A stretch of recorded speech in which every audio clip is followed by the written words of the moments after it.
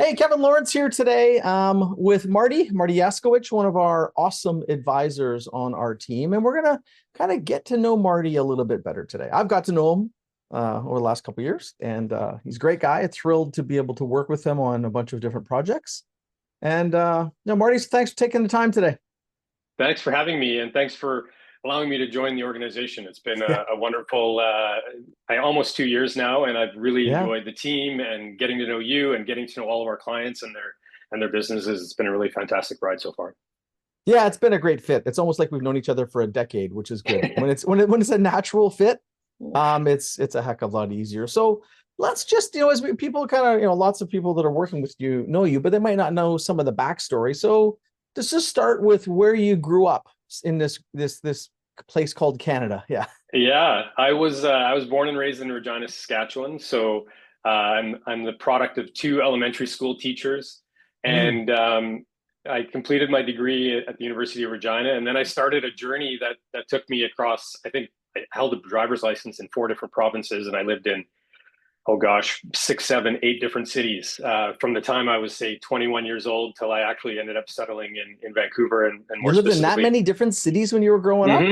Yeah, I mean, Wow. from the time that I graduated university, my last Oh, year of okay. university, I did, and then I just kind of started on a career path that ended up, taking me to a whole bunch of different cities and provinces. So I've lived everywhere: Calgary and Edmonton and Windsor, Ontario, and Toronto, and all over the place. It's been a really interesting journey for me, certainly. But it all That's awesome. started in small Regina, Saskatchewan, where it was a great place to grow up, and I still go back Yep. there often. I have great friends, and a lot of my family is still there. And like I always say, it's a great place to be from, especially in the Yeah. winter.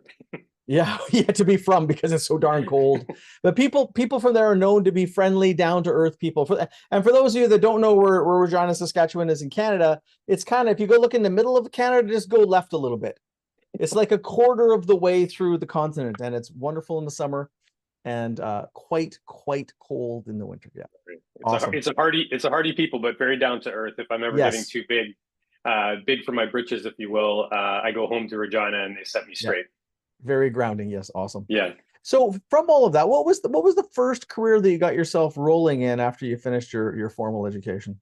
Yeah, it was a funny transition. I always wanted to be a journalist as a kid growing up. That was like kind of my dream job. And when I went to university, I actually went to a university that had a very distinguished journalism program, which I chose not to go to. I studied political science, and then I found myself actually working at a newspaper, and by happenstance, ended up in the editorial room of the newspaper. So, through a very roundabout way, my first career was in journalism and broadcasting, and sports journalism specifically. I had played a lot of high level sport growing up, and it really was my dream job. If you had asked 8-year-old Marty, what's your dream to be, Yeah. I would have said, oh wow, like writing for a newspaper and broadcasting sports on the radio or on television. And there I was as a 20-ish year old, without a journalism degree. I found myself doing it, and That's some wild. very interesting moments that came out of it, and some great learnings that came out of it. But certainly, it was a roundabout way to where I probably thought I wanted to be in the beginning. Anyway. That's interesting. It's interesting, and we have a similar background. I worked for my college newspaper, and I got just obsessed with, and I loved it. And then I ended up also working in radio and media. I was Yeah. on the business side of it, not the talent talking to people side of it. But it's a fascinating business, and for me, that's almost like that was my foray into Yeah. advertising, which we'll get into later, which is part of your career. Yeah. Yeah, I say that it actually has served me so well in all of my subsequent careers. I'm kind of in my fourth phase of my career journey, and the curiosity that you have to develop as a Yes, journalist, that like reading I bet. people and reading between the lines of what they're really saying, and poking and asking better questions, and not kind Hmm. of letting people, get off the hook, whether it's a CEO, whether it's somebody you're helping, do advertising strategy for. There's a lot Interesting. of just learning human nature and learning about how people, react and respond. That journalism was a fantastic, bedrock for me to build my career. That is interesting. Yeah, because that journalist or that reporter's mind is similar to the coach's mind. Like where Very you're much so. really trying to get, to understand it and what's really going on and what's at the core and what might they not be saying. That's very interesting. Yeah, understanding what they're saying by not saying, or the way they answer Yeah, questions. yeah. I dealt with some coaches that were really tough. I mean, sports coaches that were really tough. I remember a few times with somebody like Mike Babcock, who went on to coach the Canadian Olympic team and the Toronto Maple Leafs, and dealing with him when I was still in my 20s, and he was relatively new in his career at the time as well. And just like trying to crack that nut as an example That's was a interesting. fascinating way to sort of cut my teeth in business in general. Yeah, that's just, yeah, the combination of coaching and curiosity. Like the you For got me sure. thinking about that. Yeah. I started a bunch in doing research, and with research, you're also curious. You're trying to Totally. understand things, and that's fascinating. Yeah, I've Cool. tried to turn off the jadedness, the cynic. There's some great things about journalism, and there's the Yes. curiosity and the coaching mindset, all very much relevant there. There's also the cynicism and the no one's telling the truth, and you don't want Yes. to believe in anyone. So the levers that you have, Yeah. or that are Trying kind to of inherent, balance. you're Yeah. trying to always balance them, and there is a bit of that cynicism that comes through It's as well, that I think can be healthy, but not too much, for it sure. can. I find I got to manage it myself, because you also know that there's always more to every single story, and Totally. to be able to see it and then still stay optimistic and keeping connected to possibilities. It's a requires some self-management sometimes. Yeah. Yeah, I mean, we talk all the time about the brutal facts, Kevin. Like, what are the Yeah. brutal facts of the business, and what's the sort of hope and optimism, right? It's like identifying what those brutal facts are, but then knowing that there's potentially a way out, or that there's things that the business can focus on, or that the CEO Yeah. can focus on. So very, very important. It is. That's why that Stockdale paradox, especially where we are today in 2025, the Stockdale paradox, like, confront the tough things. It's almost like, let your inner cynic or your inner productive paranoia come to life. And then, okay, great. How are we going to win with this in mind? For sure. I've learned over this, you have to pair both. You have to have both. If you just are optimistic, you're in trouble. And if you're just cynical or concerned, you're in trouble. But you gotta fight yourself in the middle. Yeah. I mean, thankfully, I spent more time on the sports side of journalism than on the news side. I did both. That would But probably be easier. sports Yeah. tends to be a little bit more about hope and optimism, and Yes. the Yes. season ahead, and we feel like we've built the right team and the right roster. And coaches are, by their nature, athletic coaches tend to be quite optimistic and hopeful. Optimistic. Yeah. So I took a lot from that, and certainly my own experiences in sport have helped me that way as well. So yeah, it's been a great ride. And my friends like to joke that they've never really known what I do for a living, and they've never really known how I've gotten there. But somehow I keep ending up in these places that kind of feel right for me and for my personality and for where I want to be in life. That's awesome. That's what Mm-hmm. we can all hope for. So with that in mind, like, what is it like, if you look at all the things that you're doing, what gets you excited to get out of bed every day and do what you do? What part of it really grabs you? Yeah, I mean, I think just supporting other people in achieving their goals. And I've had a coach's mindset, I think, from a very young age. I started coaching athletically. I started coaching right out of high school. I actually, in my first year out of high school, I went back and coached my high school football team as a coach. And so Really? Yeah. I feel like I've always had that energy to teach and to coach. I come by it somewhat naturally, in the sense of my parents are both teachers. My grandmother was a teacher. We Right. have tons of them in our family. And I think there's just something about educating and supporting and seeing people grow that really kind of continues to get me out of Yeah. bed. And it's not just like on the business side or on the personal side, it's all of it. It's like seeing somebody grow and develop and work through the challenges of life and business is so incredibly gratifying and Can you satisfying. remember like an early memory where that one of the first times that you felt that or remember that? I, you know, I Yeah, a friend of mine was teaching like a little kids gymnastics class. I think I was in Yeah. university, and they asked me to come out and just help them for a day. One of the other teachers wasn't going to be there, and so I went. And I remember just like helping kids do the simplest tasks of like a front somersault or Yeah. walking across a balance beam. These were young kids, like 5, 6 years old, and I just remember them really lighting up with like the accomplishment of completing a task that in Right. some cases they probably felt like they could never do. And Yeah. and you fast forward like 30, 40 years and you realize it's kind of no different than what we do. Is It's it? Yeah. just helping them across the Yeah, balance we're beam, all learning to helping. do front somersaults or backward somersaults, but it's Yeah, the big person version of it. it totally is. It totally is. Yeah. And whether it was being a leader on a sports team myself and seeing other players rise to the occasion, or helping them helping them grow, or actually, like physically coaching, athletically coaching. It's just been, I feel like that has always been in my DNA. And then later in my career, I started teaching, like at the University of British Columbia. I taught some continuing studies program in social media, and it's just education in general has It's just always wired been, into you. yeah, I'm just wired to share, to want to see people learn and absorb and get better, and work through all of the challenges that we have in life. That's awesome. And as you're talking, Marty, it reminded me, well, one of the first times where it hit me was, I think it was grade 3 in elementary school. And I remember I would always get my work done quickly and then helping other kids with their work in class. And I can picture in grade 3, this classroom, this U-shaped classroom that we were set up in. And I remember helping people around me with their assignments. And I remember when I did woodworking class, afterwards, again, I would do my stuff quickly, and then I was helping half the other kids with their projects. And I just, it's almost like there's these certain patterns in our lives that end up playing out because we naturally love it for whatever reason. Yeah, I mean, there's been a few of them. That certainly, that sense of educating or Yep. coaching, it has been there. I think the idea of like, presenting and performative, almost performative arts, I would say, like through the broadcasting and what I learned Yep. there, what how to command a room and how to speak in public. I think at one point I think I emceed like 12 straight weddings. It was Seriously, yeah. like, it was Knowing one of you, those that's not things. surprising. That's Be not careful surprising. what you get good at, because Yeah. like I never got to have any fun at the wedding. I was always sort of You're working, always if you working, will. I was working for always free. working, but it was always like, I always tell young people in business, they always say like, how can I get better at this? How can I get better at that? I said, the number one thing you can do is MC as many weddings as you can. Honestly, I think the ability to speak in public, the ability to Yeah. formulate thoughts and present really well. I worked with a ton of super amazing creative people, but the ones who had the most success were the ones who could Yep. Who present could their sell ideas the they clearest. could Yeah, sell their ideas. totally. And that That's comes, all. and there's no replacement for repetition, for reps in that regard. You just have to do it. You have to do it a lot and be bad at Yeah. it for a long time before you get even, remotely good at it. I had an Uber driver when I came back from the airport a couple of days ago, and we got talking, and he happened to be in the insurance business. And I said, well, what are you learning? Because he said he's learning lots about business through his work. I said, well, what are you learning?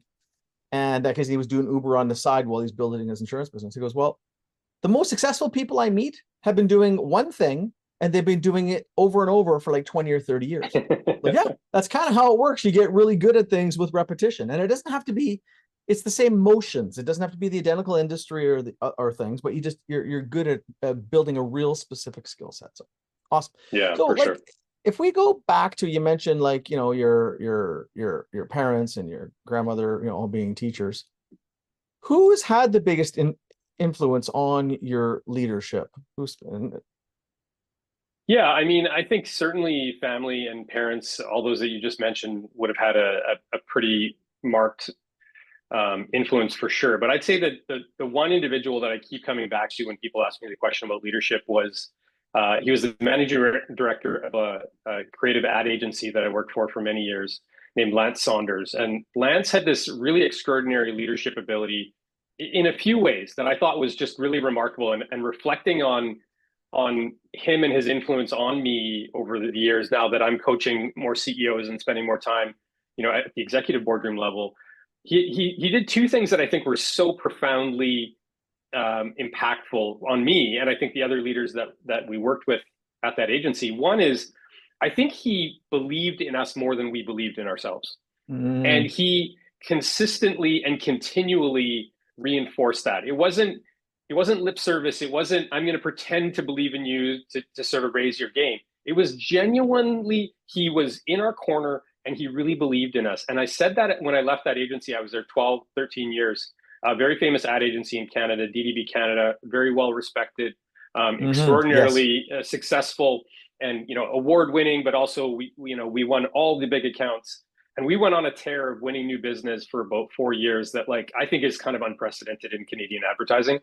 And it was because that team believed that we could go through a wall together. Wow. And a lot of that had to do with him individually, with each of us, making us believe that, we had it in us to be amazing and to be great. And I reflect on that. And the other thing that I saw in him that I think is really remarkable, many of us have read the book Unreasonable Hospitality. Yep. Fantastic story of, one of the greatest restaurants in the world. And they talk in that about just the relentless hospitality shown to their guests in the restaurant. And Lance really embodied that for us at the agency as well. Our Mm, clients felt special. The prospects who came into our agency for pitches or to meet with us about possibly working with us, they felt a level of specialness that was super genuine for one, and mm. super natural to him. And I just think like he had a way of, let's like Maya Angelou says, like they'll forget, people will forget what you What say, you said. they'll Yep. forget what you do, they won't forget how you made them feel. And he had a way of making people feel What extremely was that? Like, cherished. what I got what was it? Yeah. I mean, he listened for one. So a leader, a CEO, somebody heading up marketing would come in and mention a book or mention an interest, and he would store that away and be like, "Oh, they like fly fishing," and he would go and like make them a special fly because that was a mutual interest. Like Ah, he was always listening to what is important to people, right? And he would hear something from me about my son who was young and playing hockey at the time, and he'd be traveling somewhere and he'd bring back a jersey, for my son, because he knows that like that's important to me to give, yeah. those types of things are just like, I think they're, It's you could, rare. Not a lot of so anyone rare. could do it, and few people do. Anyone could do it and very few people do, Kevin. And I just saw it like repeatedly, both the way he treated us internally, which great leadership emanates from the inside out, but also to the outside, those clients, those prospects, the business people in general. He was always giving of himself to others, Mm, and it really reflected back on our agency so incredibly well. But yeah, those are the two things that really stand out as far as like a leader. And again, I've been blessed in my career, and present company included, to work with some amazing people who really understand leadership, how to get the best out of people. But I think those two lessons, for me, yeah. reflecting back on it, were the most, just most top of mind when I hear that question. Yeah, sounds very impactful. Yeah, that's awesome. I'm thinking of Mm-hmm. a number of people that I've worked with over the years that are like that. And I just came back from India and just noticing in the culture there, those things are cool. With the people that I know and work with anyway, they're more normal than they would Mm-hmm. be in North America. There's more of a culture of hospitality and really Yeah. doing things for people. And it grabs you. It really does. And it really makes you feel differently about that business or that That person or person. that team, for sure. And we certainly saw the benefits of that for, That's the awesome. 10 to 12 years that I worked there. That's awesome. It's great to have those role models. I think all great leaders have people like that have inspired them along the way. Totally. And yeah, I mean, I had one that I worked with in media. His name was Warren Morgan, and he sadly passed away at a very young age, like before he hit 50. But he was so impactful, and I just remember we were in sales, and he would do more sales calls than the sales people. And as a leader, like you couldn't interrupt the guy. I mean, I could because I'm persistent like a bulldog. But would you go and try and interrupt him? He's like, okay, great. Can you come back and see me at 3 when I'm done my work? So he would push everyone to 3 o'clock every Right. single day because he was making calls, he was following up with clients, and he was the sales leader. And Yeah. I knew how to get through to him, but it was like you had to work. But it just set this role model of, and he treated everyone great. You couldn't help but love the guy, but it was focus and dedication. I remember, just as a side note, I'm remembering Warren right now, just an amazing man.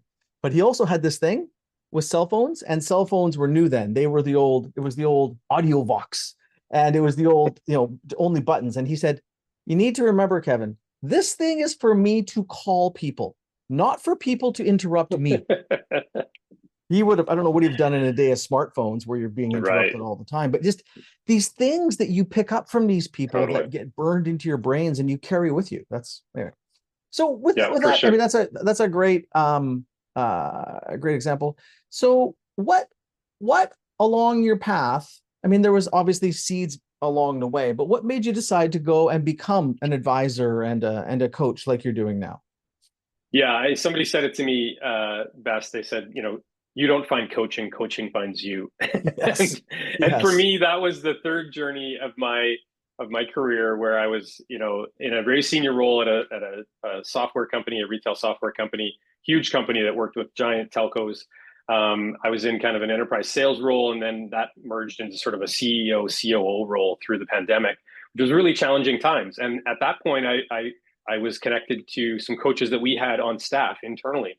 And Mm. just the ability to talk through challenges and have a partner who wasn't on the executive team and wasn't in your family and didn't have all of the Yep. biases in your life, Yep. to just work through some of the challenges and the thinking and to bring clarity.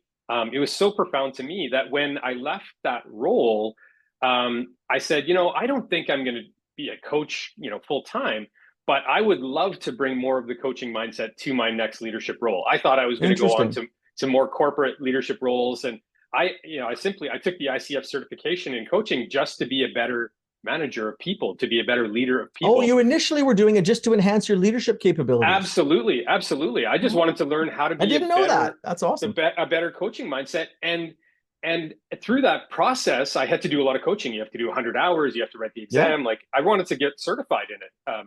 And it was pretty profound in that I would do some of my practicum coaching, and I would come out of my home office, and my wife, who also works from home, would be here, and she said to me, I know when you've been on a coaching call just how you come out of the room. I can feel the energy that comes with you, and the way that it just comes out of you. She said, we haven't seen that you light up like that in a long time.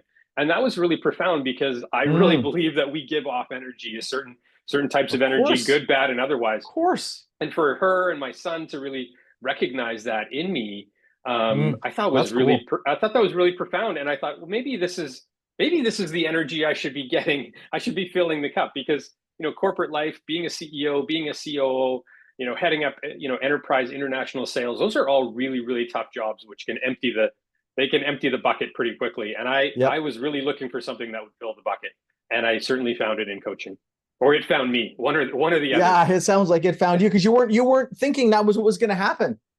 No, not at all. And yet, when I look back at the work I did in the creative advertising agency world, working with clients, helping them solve problems, the challenges, brand strategy, purpose, like all of those things are very much a huge part of what we do. And I've been in the boardrooms of huge companies, McDonald's, Canadian Tire, Canadian Tourism, Capital One, like giant Yeah. brands, giant Canadian and international companies.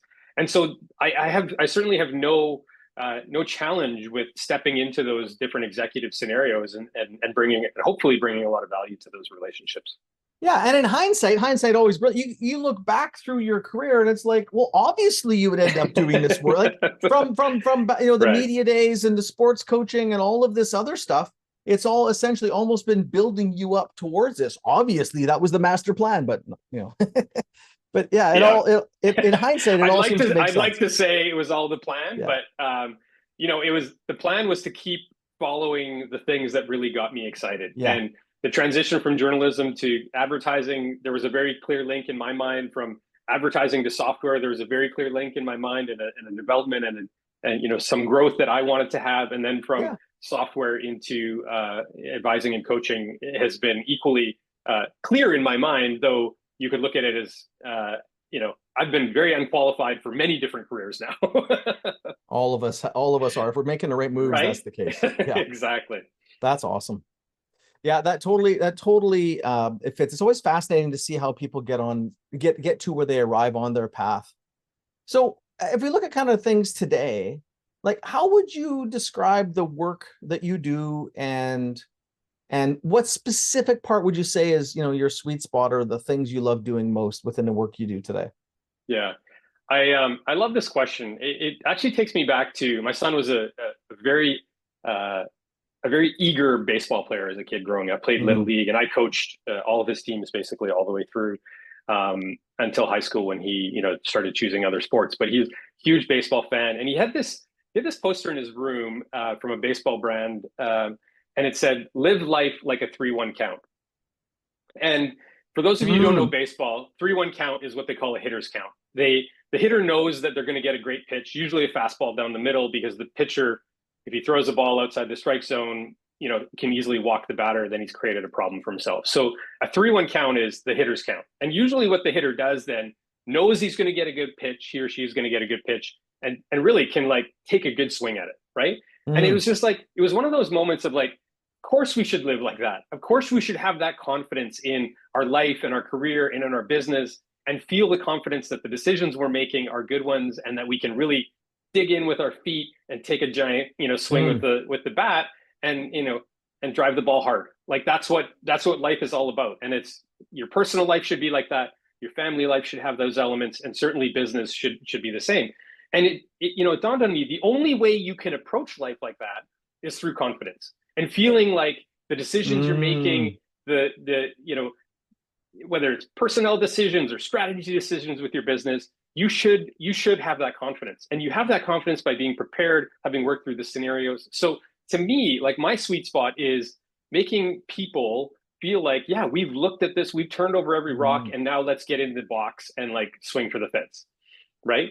Not, oh, I don't know, I'm still not sure, I don't know if this is the right career move for me, or if this is the right business move or strategy of our business. No, I want us to like look at it from every angle, be super prepared, and then let's go in the batter's box. Get them to the point where they've got that confidence to just swing the bat and go for it, basically. Is that, yeah?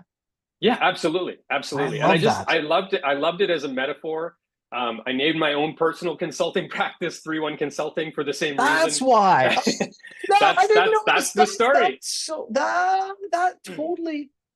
Yeah, and what do you think in the work that we do gives, because it does, people get clarity and confidence to go and execute relentlessly in the work that we do.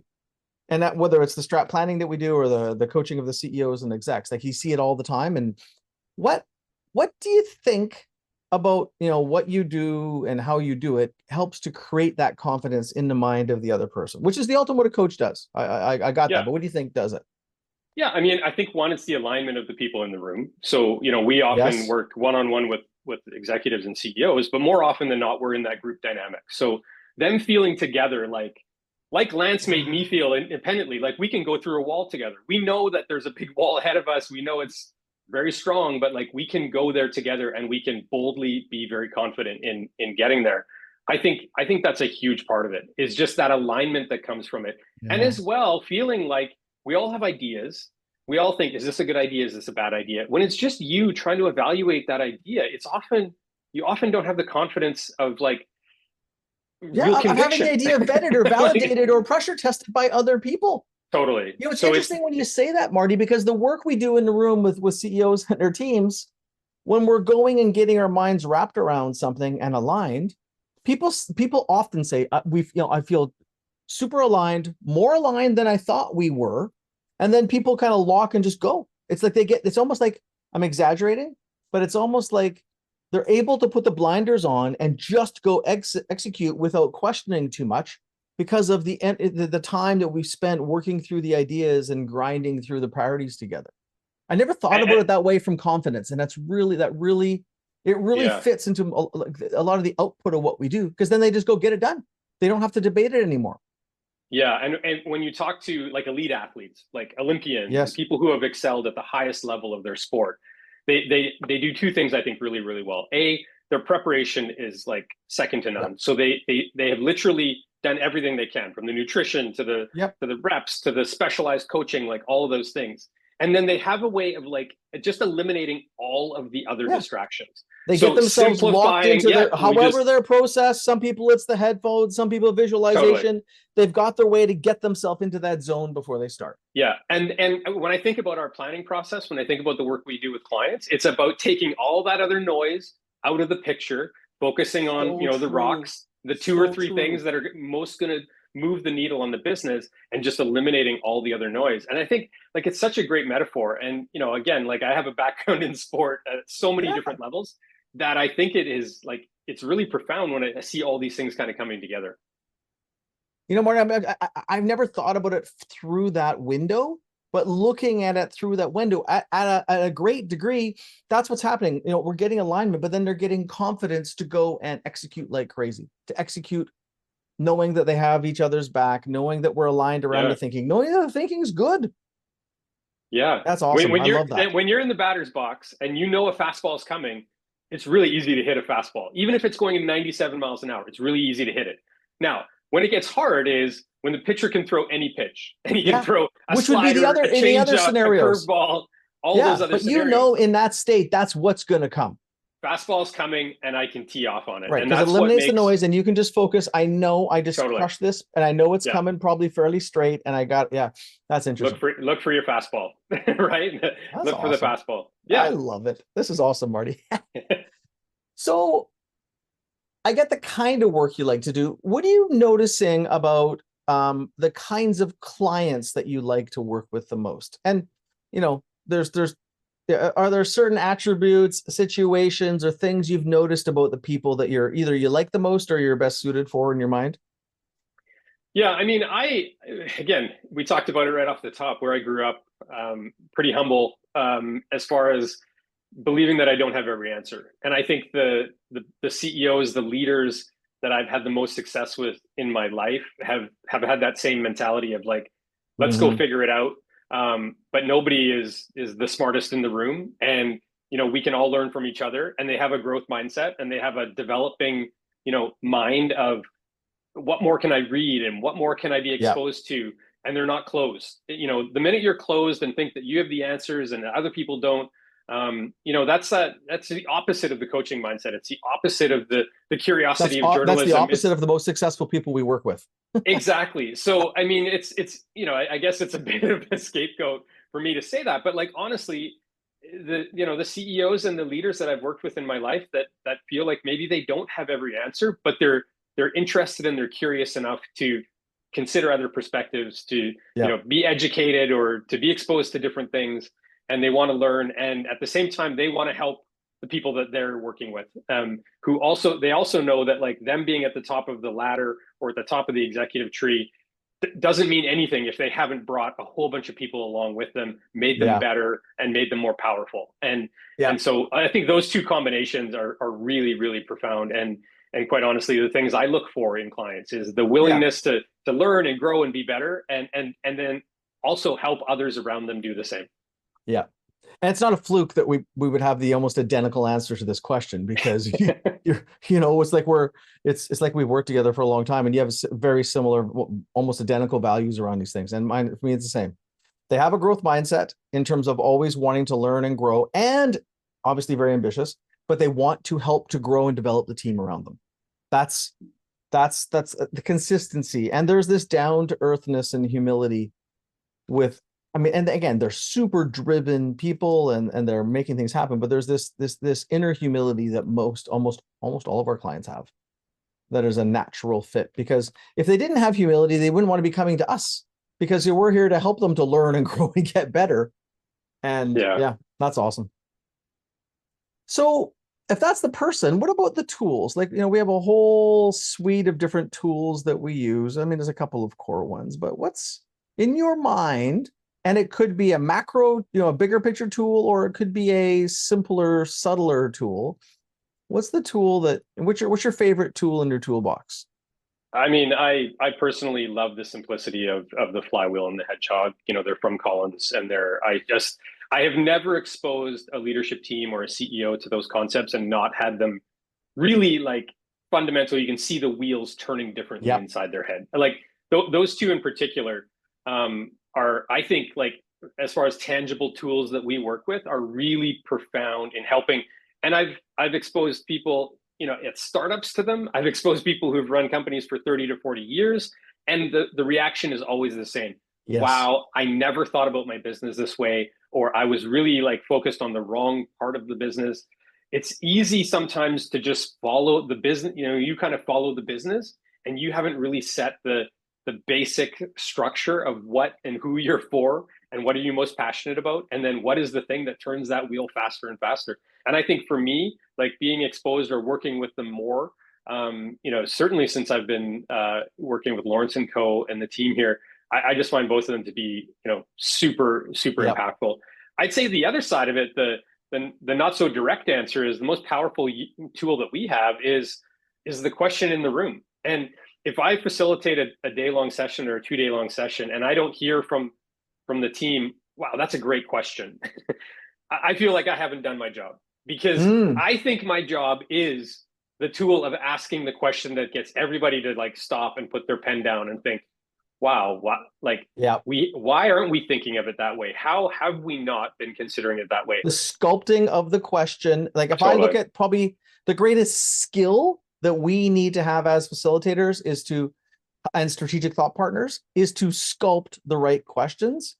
And I, like you, spend a lot of time thinking about, okay, what's a better question that we could ask to Yeah. create the discussion, to create the decision and the alignment. But the sculpting of those, and it's hard, like to come up with a really compelling question that leads to a compelling outcome. Like it's work. It's like it's Totally. And that is the skill I learned in journalism. Because if you ask terrible questions, you get right. terrible stories. It all comes back. It all comes together. If Yeah. you're in front of somebody with a microphone or with a tape recorder and you're asking terrible questions and they're giving one word answers, you don't have a story at the end of that conversation. Right. But if you are asking Interesting. profound, Yeah. deep questions and you are watching their body language and seeing how they're responding, you can get a lot more from people and tap into something emotional or really personal to them. It's easy to ask, and I watch news conferences all the time now, and I think, wow, what a terrible question that is. Like, it was more a statement that like we've gotten Yeah. away from actually asking good questions in a lot of in a lot of ways. And I think that And is a yeah. tool that I think I still have, and I'm always trying to like sharpen that knife, if you will, as part of my tool set. Yeah. Well, because obviously it relates to being a journalist, it relates to being a coach, and it also relates to driving the strategic planning process that we do. And it's all, in my mind, it's almost all about the right questions. And it's interesting, when you get the right question, you can create a 30 or 60-minute incredibly robust discussion and debate and drive to an outcome where then they can go and make a decision and run. But it's, yeah, you're right. And so many times I see when people ask questions and people ask two questions at once, or they'll ask Yeah, a unintelligent or a non-strategic question. It takes the conversation down into the weeds, into a place they shouldn't be. And it's not that totally. I haven't made those mistakes. I have. But it's amazing how much time I will think about coming up with the right questions. And there's some doozies that I just use again and again. That's awesome. I love it. I would also, like, for sure agree. The flywheel piece, what I probably should have asked you, if there's one tool you wouldn't give up, I Yeah, wouldn't it's give the up same the fly. answer. It is like that hedgehog and that flywheel. It sets the focus of the strategy. And it's interesting, at the last Collins event we did with the growth faculty down in Chicago. And I was talking to Jim on one of the breaks, Jim Collins, and I was talking about the flywheel and just sharing some of the recent impacts that we've had with clients. And he was saying, in his mind, and I also agree that, like, it should be taught in as a basis in business schools, Totally. no different than the SWOT was. Like, it is so darn powerful. Now, I'm also okay with our clients' competitors not using it, because when you start aligning a business around the flywheel for a number of years, it's incredible. Like, my client in India, I was just with, when we were actually met in Sri Lanka, but they're from India, and we've been using it for 5-7 years. And it's changed the thinking of the whole business, and it's amazing. We have flywheels by location and how they're performing, and we use it to measure performance, to validate strategy. It's so powerful. Anyway, let's move. So that's what the business is. So for you, and in your oxygen mask first, we talk about resilience rituals, right? And what is it Marty does for Marty? Like, what are the selfish things that you do that charge your batteries so that you're able to be at your best? Yeah, I mean, I've obviously had a lot of goals and a lot of financial goals and business goals and career goals, and that's important. But I've also, I think, at every time in my career, I've also had a personal goal that I'm really working toward just for me. And I ran for many years. I ran marathons, and when I was like, if I was a 3 hour runner, I wanted to be a 2:58 runner. If I was, and then when I Shocking. started getting those times down, then I transitioned to triathlon, and then I was like, okay, well, I've done a sprint and an Olympic and now a half Ironman, and then I had to go for the Ironman because I'm like, you can't do all that work and just leave it on the table. But there's always Did been, you actually do an yeah, Ironman? in Oh yeah, 2002, yeah, I did the that's Ironman. that's a big accomplishment. Ironman Canada, yeah. And then at the same time, I was like, okay, that's my Everest. I climbed it, and then it was on to new things and different things. And for me, right now, one of them is golf, and it is the ultimate test of physical and mental. And I don't think any other sport that I've done, and I've played football and hockey and coached baseball and been around many, many sports that are very challenging. But I don't think there's anything that tests your mental and physical at the same time. And a lot of things can go wrong. So my current ritual is really working at that. And it's a thing that, I have to devote time to, and you have to do the reps, but you have to be in the right mindset. You can't go into a golf game, feeling down or feeling like you've lost on the first tee. Like, it's a lot like business that way. So, for me, there's always been a sport or some physical pursuit at the same time as, all the other things that are going on with my family and with business, for sure. And that's one of them. And then the other one I'd say is, and it's something that my wife and I really developed through the pandemic, both working from home, both having a little bit more flexibility, is just that 45-minute walk in the middle of the day, walking the same direction, talking about life, thinking about, the challenges of life, and aging parents and kids who are going off to university, and like all the things that are coming at us, and just the ritual of like talking through them. And my wife broke her toe early this year, and she couldn't walk for literally 2.5, almost 3 months. She just started walking again. And wow. we really felt like there was like a big part of our ritual was like taken from us just by virtue of not being able to like go for those 45-minute walks a couple of times a day. Our neighbors joke that like they're really worried about our marriage because we spend too much time together. They see us out there walking all the time.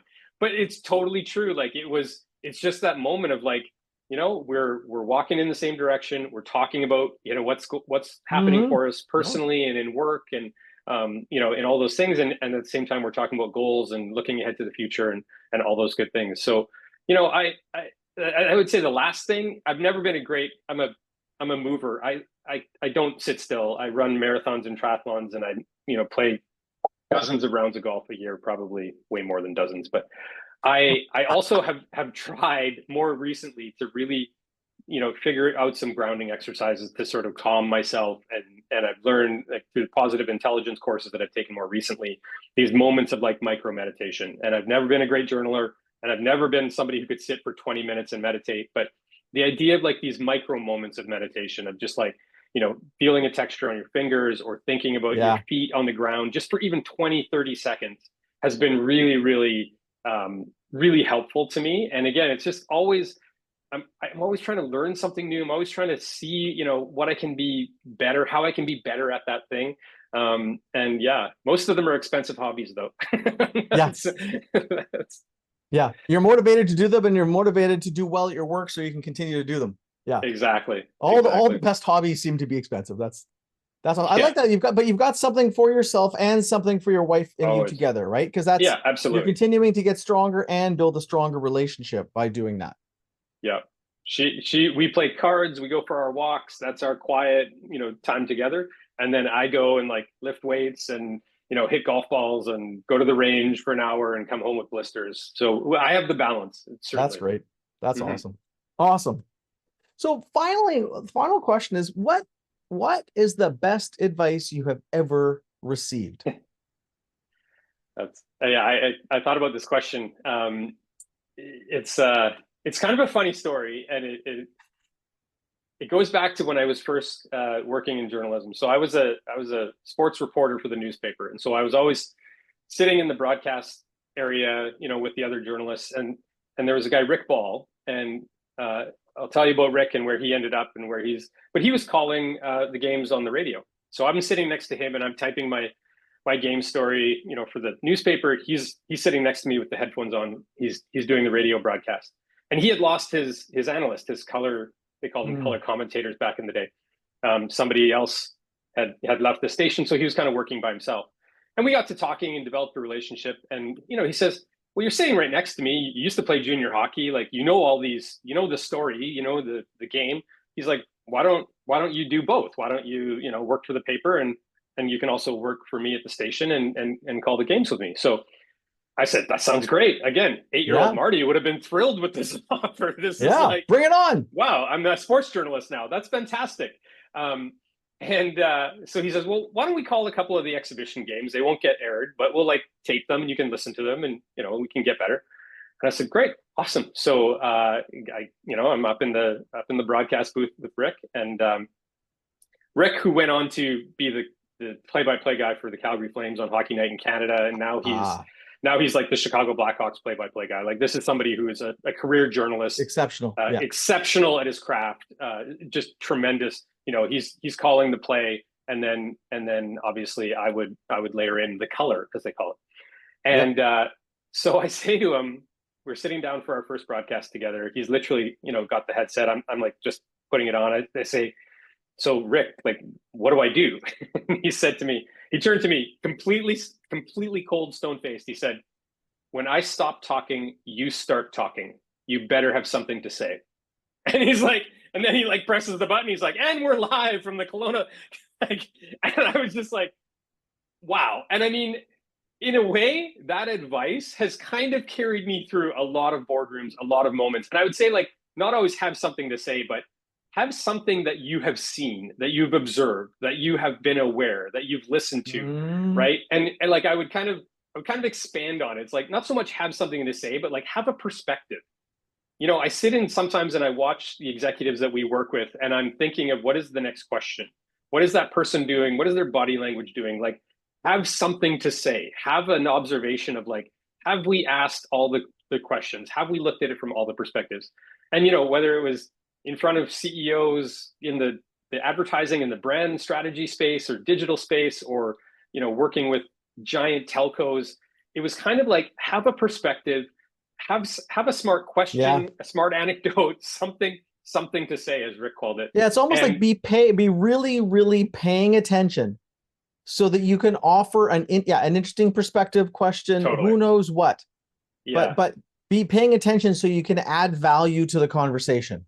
Exactly. And that's really, like, if you now watch sports, and I watch a lot of sports, I have a teenage son who's a huge sports fan, and we watch a ton of sports.